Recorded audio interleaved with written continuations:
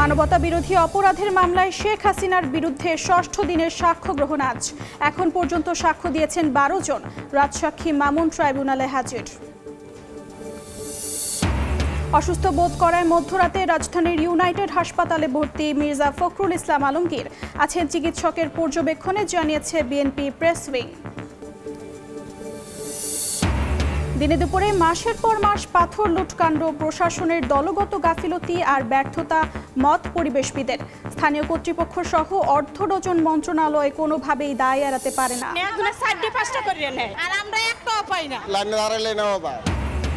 এক ব্যক্তি একাধিক জায়গা থেকে কিনছে টিসিবির পণ্য। ভর্তুকি মালের বড় অংশই ভোগ করছে সুযোগ সন্ধানীরা।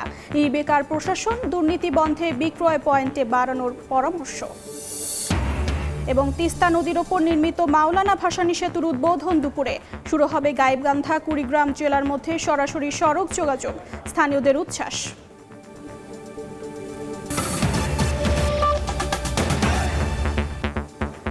সময় সংবাদের সঙ্গে আছি আমি অর্জিতা শাহজান। জুলাই আগস্টের মানবতা বিরোধী অপরাধের মামলায় ক্ষমতাচ্যুত প্রধানমন্ত্রী শেখ হাসিনা ও সাবেক স্বরাষ্ট্রমন্ত্রী আসাদুজ্জামান খান কামাল সহ 3 জনের বিরুদ্ধে ষষ্ঠ দিনের সাক্ষ্য গ্রহণ আজ। এর মধ্যে ট্রাইব্যুনালে হাজির করা হয়েছে আসামি থেকে রাজসাক্ষী হওয়া সাবেক আইজিপি চৌধুরী আবদুল্লাহ আল মামুনকে। এ পর্যন্ত এ মামলায় মোট 12 জন সাক্ষী সাক্ষ্য দিয়েছেন। এর আগে গত 10 জুলাই ট্রাইব্যুনাল শেখ হাসিনা, আসাদুজ্জামান খান কামাল এবং চৌধুরী আবদুল্লাহ আল মামুনের বিরুদ্ধে আনুষ্ঠানিকভাবে অভিযোগ গঠন করে বিচার শুরুর আদেশ দেন। প্রসিকিউশন এই 3 জনের বিরুদ্ধে মানবতা বিরোধী অপরাধের 5টি অভিযোগ এনেছে। 8747 পৃষ্ঠার বিশাল এই অভিযোগপত্রে তথ্যসূত্র, জব্দ তালিকা, দালিলিক প্রমাণ এবং শহীদের তালিকা অন্তর্ভুক্ত রয়েছে। এই মামলায় মোট 81 জন সাক্ষী রয়েছেন। অসুস্থ বোধ করায় মধ্যরাতে রাজধানীর ইউনাইটেড হাসপাতালে ভর্তি হয়েছেন বিএনপি মহাসচিব মির্জা ফখরুল ইসলাম আলমগীর। মঙ্গলবার রাত 1টার দিকে তাকে হাসপাতালে নিয়ে যাওয়া হয়। এর আগে সন্ধ্যায় চিকিৎসা শেষে ব্যাংকক থেকে ঢাকায় ফেরেন মির্জা ফখরুল। এরপর গুলশানে বিএনপি চেয়ারপারসনের কার্যালয়ে যান তিনি। সেখানে রাত 11:30টা পর্যন্ত একাধিক দলীয় বৈঠকে অংশ নেন। পরে বাসায় ফিরে অসুস্থতা বোধ করলে তাকে হাসপাতালে নিয়ে যাওয়া হয়। এর আগে গত 13ই আগস্ট চোখের চিকিৎসা করাতে ব্যাংকক যান বিএনপি মহাসচিব। দলটির স্থায়ী কমিটির সদস্য অধ্যাপক ডাক্তার AZM জাহিদ হোসেন এবং বিএনপি মিডিয়া উইংয়ের পক্ষ থেকে জানানো হয়, হাসপাতালে চিকিৎসকের পর্যবেক্ষণে রয়েছেন মির্জা ফখরুল ইসলাম আলমগীর। এখন তিনি অনেকটাই সুস্থ আছেন বলে জানান ডাক্তার AZM জাহিদ হোসেন। অন্য প্রসঙ্গ, সর্বদলীয় পাথর লুটকাণ্ড ছিল প্রশাসনের দলগত গাফিলতি আর ব্যর্থতা, এমনটা মনে করেন পরিবেশবিদরা। তারা মনে করেন সিলেটের পাথর ও পরিবেশ রক্ষায় স্থানীয় প্রশাসন থেকে শুরু করে প্রায় অর্ধ ডজন মন্ত্রণালয় কোনো না কোনোভাবে দায়বদ্ধ। সংশ্লিষ্ট কর্তৃপক্ষগুলো নিজেদের দায়িত্ব পালন করলে কখনোই চোখের সামনে দিয়ে দিনে দুপুরে এভাবে পাথর লুট করা সম্ভব হতো না। যদিও তৎকালীন জেলা প্রশাসকের দাবি, লুটের সময়ও চলমান ছিল আইনি প্রক্রিয়া। সিলেট থেকে ফিরে ফারুক ভুইয়া রবিনের রিপোর্ট, ছবি তুলেছেন মোমেন হোসেন।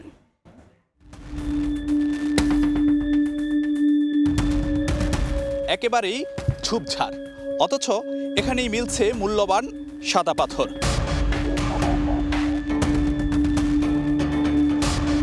সিলেটের ভোলাগঞ্জ থেকে কিভাবে দূর দূরান্তের গ্রামেগঞ্জে গেল সাদা পাথর? সবকিছু কি এতটাই সহজ? প্রথমে শ্রমিক দিয়ে পাথর সংগ্রহ, এরপর নৌকায় করে ধলাই নদী পেরোনো, পরে আবার ট্রাকে তুলে নিতে হয় গন্তব্যে। আর এসব কিছুই হয়েছে প্রকাশ্যে দিন দুপুরে প্রশাসনের নাকের ডগায় মাসের পর মাস ধরে। এবার দেখা যাক মূল্যবান এই পাথর আর পরিবেশ রক্ষায় কার কি দায়। শুরুতে আসা যাক বিদ্যুৎ ও জ্বালানি মন্ত্রণালয়ের দায়িত্বের বিষয়ে। বলা যায় এই মন্ত্রণালয় মূল্যবান এই খনিজ সম্পদের অভিভাবক বা মূল কর্তৃপক্ষ। ভোলাগঞ্জ সাদা পাথরের মতো জনপ্রিয় দর্শনীয় স্থান দেখভালের দায়িত্ব বর্তায় পর্যটন মন্ত্রণালয়ের ওপর। অন্যদিকে কি করল পরিবেশ মন্ত্রণালয়? সামনে আসছে এমন প্রশ্ন। আর প্রকাশ্য হরিলুট হয়েছে আইনশৃঙ্খলা বাহিনীর একেবারে সামনে থেকে। অভিযোগ রয়েছে স্থানীয় প্রশাসনের বিরুদ্ধেও।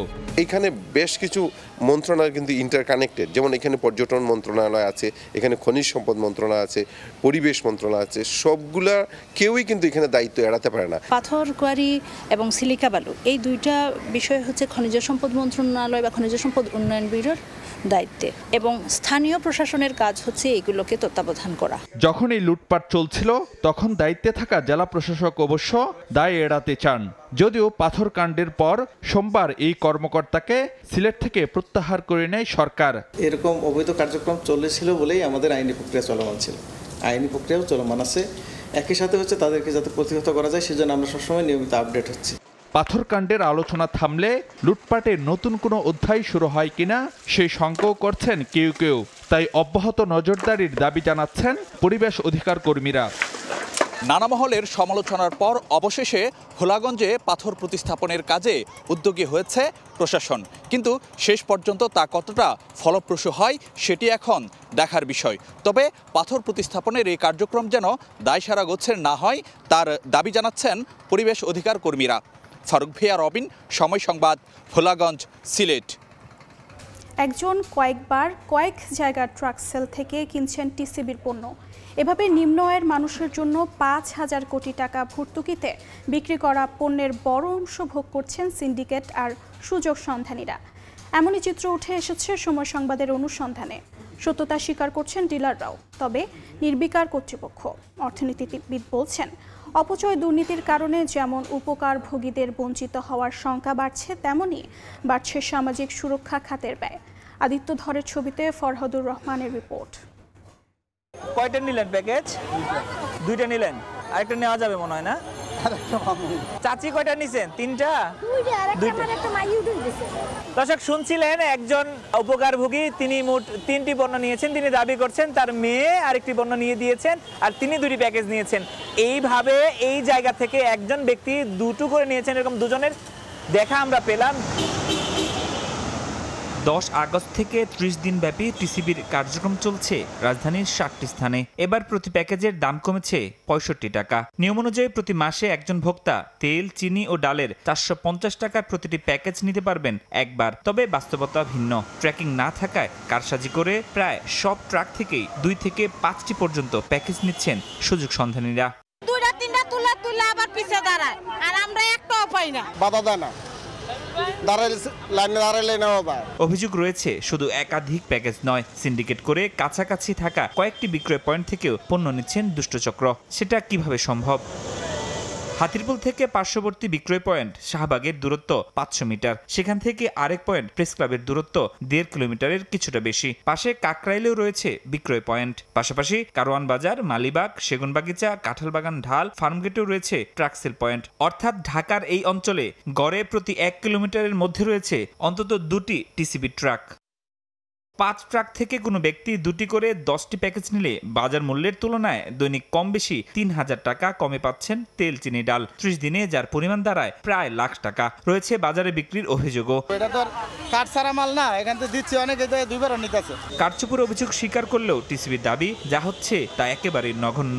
একজন 2-3 বার নিতেছে বা মানে 2 দিন 3 দিন নিতেছে, এই সংখ্যাটা কিন্তু খুবই কম। 90% অথবা যে পার্সেন্টের মেজরিটির সংখ্যা কিন্তু দেখবেন যে 1 বা 2 বারই নেবে। দুর্নীতি, অপচয় বন্ধে পণ্যের পরিমাণ কমিয়ে বিক্রয় পয়েন্ট বাড়ানোর পরামর্শ অর্থনীতিবিদের। ট্রাকের সংখ্যা বৃদ্ধি করে 500 প্যাকেটের জায়গায় 300 প্যাকেটে নামিয়ে আনা, এটাকে 1 লিটার তেল, 1 কেজি ডাল পর্যন্ত দেওয়া যায় এবং চিনিটিও আসলে বাদ দিতে পারে, যাতে জরুরি পণ্যগুলোই কেবলমাত্র এই নির্দিষ্ট আয়ের মানুষগুলো পেতে পারে। সরকার 1 কোটি উপকারভোগী পরিবারকে স্মার্ট ফ্যামিলি কার্ডের মাধ্যমে ভর্তুকি মূল্যে পণ্য বিক্রির উদ্যোগ নিলেও এ পর্যন্ত 57 লাখের কাছাকাছি কার্যকর কার্ড পৌঁছে দিতে পেরেছে টিসিবি। ফরহাদুর রহমান, সময় সংবাদ, ঢাকা। সময় সংবাদে আরও থাকছে, দেশের শিশুর বয়স নিয়ে ভিন্ন ভিন্ন আইন, সুযোগ নিচ্ছে অপরাধীরা। আর্থসামাজিক প্রেক্ষাপট বিবেচনায় এমন সংজ্ঞায়ন বলছেন আইনজীবী। রাষ্ট্রকে প্রাপ্য অধিকার নিশ্চিতের তাগিদ।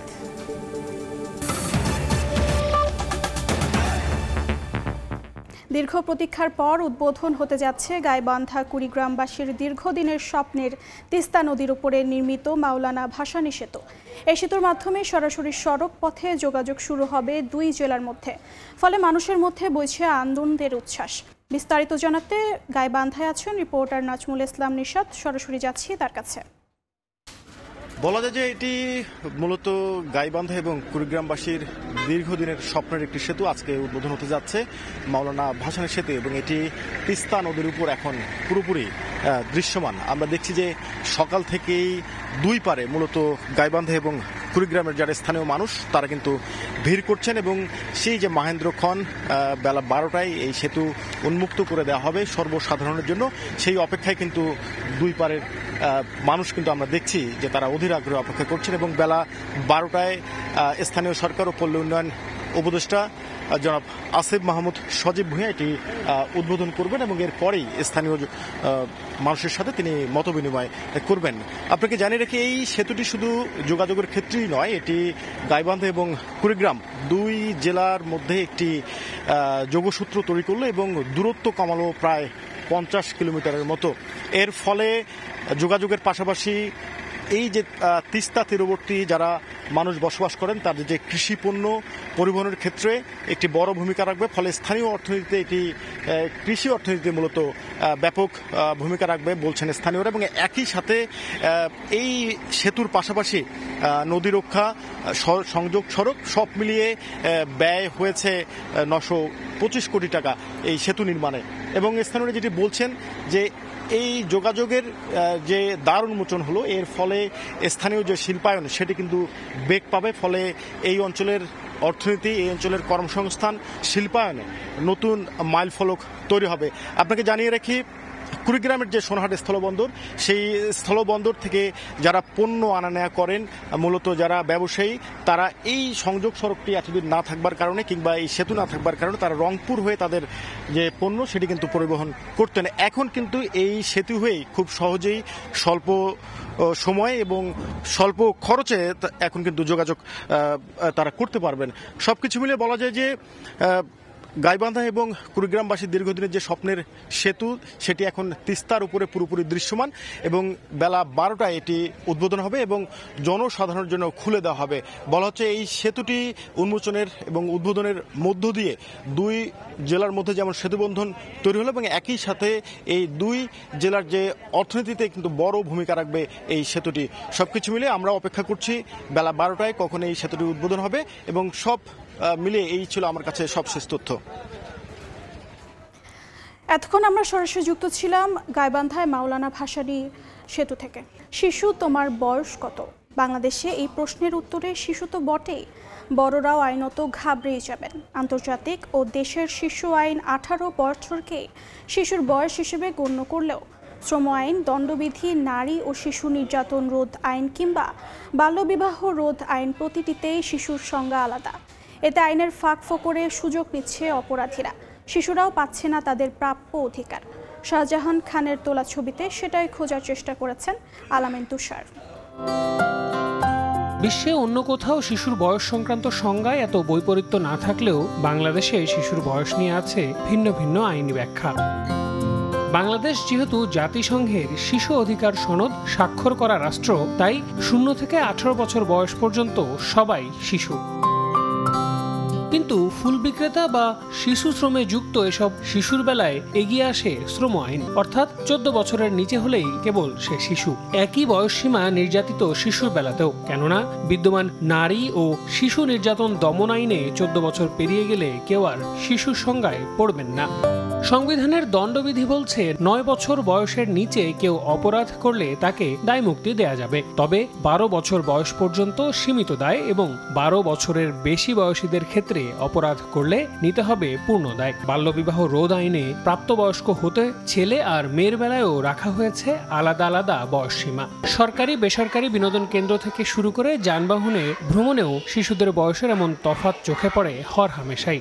রাষ্ট্র যদি কি একটা শিশুরে ফুল সুযোগ সুবিধা দেয়, শিশুগুলো আর এমন হয় না। পেটের দায় হয়ে আর কি তারা কাজটা করতেছে, কাজ না দিতে চাইলেও দিতে হইতেছে। আমি চাই যে আর কোনো শিশুই যেন পথে না থাকে। যেহেতু সে শিশু, অতএব আমাকে দেখভাল করতে হবে শিশু আইন দিয়ে, শিশু অ্যাক্ট দিয়ে। এখন নানানভাবে এটা ট্রিট যদি করেন কেউ, এটা আইনের ভায়োলেশন ছাড়া অন্য কিছু না। অর্থনৈতিক সাপোর্টটা দিয়ে, লিগ্যাল এইড সাপোর্টটা এনশিওর করা যেত, তাহলে কিন্তু আমাদের দেশের শিশুরা ন্যায্যতার ভাগটা পেত।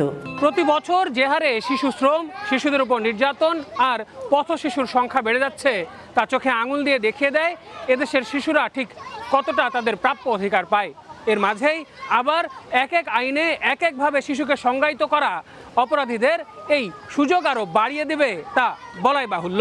সবগুলো আইনকে ইন্টার রিলেটেড করেন তাহলে কিন্তু এখানে খুব একটা সমস্যা নেই। ইন্টারন্যাশনাল মানদণ্ডে যে 18 সেটাই আমাদের জন্য উপযুক্ত এবং সেক্ষেত্রে কোনো বাধা নেই। এ বিষয়ে জানতে মহিলা, শিশু ও সমাজ কল্যাণ মন্ত্রণালয়ের উপদেষ্টার সঙ্গে দফায় দফায় যোগাযোগের চেষ্টা করা হয়, তবে সময় স্বল্পতায় তিনি কথা বলতে রাজি হননি। আল আমিন তুষার, সময় সংবাদ, ঢাকা। ডাকসু ও হল সংসদ নির্বাচনে মনোনয়ন ফর্ম জমা দেওয়ার শেষ দিন আজ। বিস্তারিত জানাতে এই মুহূর্তে ঢাকা বিশ্ববিদ্যালয় ক্যাম্পাসে আছেন রিপোর্টার শাকির আহমেদ। সরাসরি যাচ্ছি তার কাছে। ঢাকা বিশ্ববিদ্যালয় কেন্দ্রীয় ছাত্র সংসদের পাশাপাশি হল সংসদ নির্বাচনে মনোনয়ন ফরম জমা দেওয়ার শেষ দিন আজ। গতকাল পর্যন্ত হল সংসদ নির্বাচনে 1427 জন, পাশাপাশি কেন্দ্রীয় সংসদ যেটি ডাকসু, সেই ডাকসুতে 658 জন প্রার্থী মনোনয়ন ফরম সংগ্রহ করেছেন। যদি বলতে যাই, ইসলামী ছাত্র শিবির সহ বেশ কয়েকটি ছাত্র সংগঠন কিন্তু তাদের পূর্ণ প্যানেল ঘোষণা করেছে। আজ পূর্ণ প্যানেল ঘোষণা করবে জাতীয়তাবাদী ছাত্রদল। পাশাপাশি অন্যান্য যে ছাত্র সংগঠনগুলো রয়েছে তারা তাদের প্রার্থীদের যে মনোনয়ন ফরম সেটি কিন্তু আজ জমা দিবেন। আমরা জানি যে দীর্ঘ 6 বছর পর এই ডাকসু অনুষ্ঠিত হওয়াকে কেন্দ্র করে শিক্ষার্থীদের মধ্যে একটি উৎসবের আমেজ। যদি বলতে যাই, এবার ডাকসুটা কিন্তু একটু ভিন্ন, কারণ এবার কিন্তু রেকর্ড সংখ্যক প্রার্থী প্রতিদ্বন্দ্বিতা করছেন নির্বাচনে। সেই হিসাবটি বলতে যাই, 39,000 শিক্ষার্থীর বিপরীতে কিন্তু প্রায় 2000-এরও বেশি প্রার্থী হয়েছেন। সেক্ষেত্রে প্রতি 19 জন শিক্ষার্থীর মধ্যে একজন প্রার্থী আছেন, এমনটি কিন্তু পরিসংখ্যানে উঠে আসছে। পাশাপাশি এবারের জাতীয় নির্বাচনের ঠিক আগ মুহূর্তে এই ছাত্র সংসদ নির্বাচনটি অনুষ্ঠিত হচ্ছে, সুতরাং জাতীয় রাজনীতিতে এটি একটি নিঃসন্দেহে গুরুত্বপূর্ণ ভূমিকা রাখবে। সব মিলে শিক্ষার্থীরা তাদের প্রতিনিধিকে বেছে নেবেন এবং সেই প্রতিদ্বন্দ্বিতাকারীদের মধ্যে আজকে মনোনয়নপত্র জমা দেওয়ার শেষ দিন এবং প্যানেল ঘোষণারও একটি যে জমজমাট পরিস্থিতি, সেই পরিস্থিতি ক্যাম্পাসে আসলে অনেকটা উৎসবের আমেজে বিরাজ করছে। তো এই ছিল আমার কাছে ঢাকা বিশ্ববিদ্যালয়ের নবাব নওয়াব আলী চৌধুরী সিনেট ভবন থেকে ডাকসু নির্বাচনের মনোনয়ন ফরম জমা দেওয়ার শেষ দিনের সর্বশেষ খবরাখবর। এতক্ষণ আমরা সরাসরি যুক্ত ছিলাম ঢাকা বিশ্ববিদ্যালয়ে। বহির্নোঙরে জাহাজের অবস্থানকালীন সময় কমাতে 10টির পরিবর্তে কন্টেইনারবাহী 13টি জাহাজ ফেরাতে গিয়ে এবার কন্টেইনারের জট বাঁধিয়ে ফেলেছে চট্টগ্রাম বন্দর। বন্দরের ইয়ার্ডে 48,000-এর বেশি কন্টেইনার অবস্থানে রয়েছে, যা সাম্প্রতিক সময়ে সবচেয়ে বেশি। এই অবস্থায় জট নিরসনে আমদানি করা কন্টেইনার বন্দরের ইয়ার্ডে ফেলে না রেখে একদিনের মধ্যেই অফ ডকে নিয়ে যেতে কঠোর নির্দেশনা দিয়েছে জাতীয় রাজস্ব বোর্ড। সাক্ষর টিপুর ক্যামেরায় বিস্তারিত জানাচ্ছেন কমল দে। সবশেষ তথ্য অনুযায়ী বন্দরের বিভিন্ন ইয়ার্ডে 48,751 টিউস কন্টেনারের অবস্থান রয়েছে। 53,518 টিউস ধারণ ক্ষমতার বন্দরের কন্টেনারের এই অবস্থান কিছুটা কম মনে হলো ট্রাক, কাভার্ড ভ্যান, লরি এবং ক্রেন চলাচলের সুবিধার্থে 30% জায়গা খালি রাখতে হয়। স্বাভাবিক সময়ে বন্দরে 37 থেকে 38,000 কন্টেনারের অবস্থান থাকে। বন্দরের প্রধান জেটিতে 13টি করে কন্টেনারবাহী জাহাজ বাড়তিকে সুযোগ দেওয়ায় অবস্থানকালীন সময় নেমে এসেছে মাত্র 2 দিনে। আগে সুযোগ দেওয়া হতো 10টি জাহাজ, সময় লাগতো 4 থেকে 5 দিন। তবে নতুন করে সংকট সৃষ্টি করছে কন্টেনার জট। গত কয়েক মাস ধরে আমদানির পরিমাণ বাড়তে থাকায় বন্দরে বাড়ছিল কন্টেনারবাহী জাহাজ আসার সংখ্যা, কিন্তু সে অনুযায়ী বার্থিং সুবিধা সীমিত হয় কন্টেনার জট নিয়ে বন্দরকে হিমশিম খেতে হচ্ছে।